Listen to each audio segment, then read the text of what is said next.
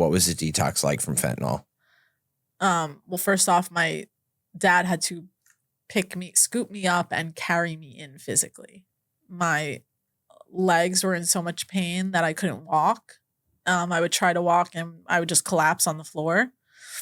Um, you finally get into detox and you think that they can give you meds right away. And, they can give you comfort meds.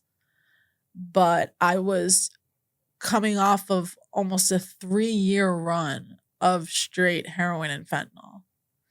That was what was in my body. My body was not made up of food and water and all of that. I was 90 pounds soaking wet.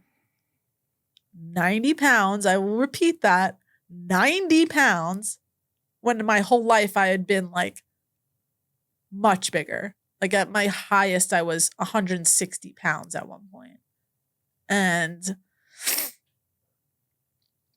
it's funny when I watch people talk about fentanyl detox, because you look at these people like they're already in recovery. So they're, the color has come back in their face. They look pretty. Their eyes are lit up. They're the color they're supposed to be. The darkness isn't there anymore. And I'm like, yeah, but like, how bad could it have been?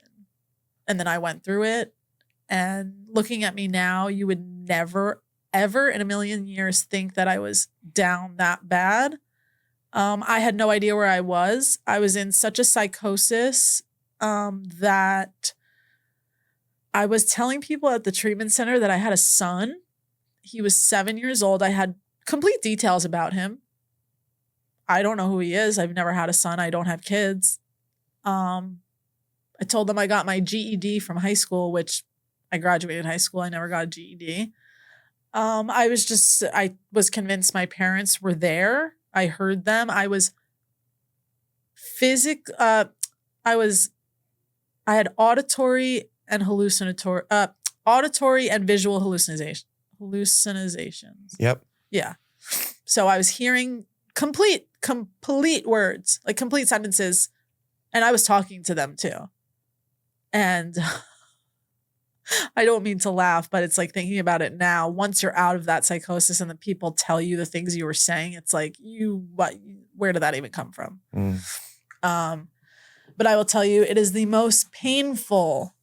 Like you think you get sick from the flu and mono and all of those things. That takes a backseat to fentanyl detox.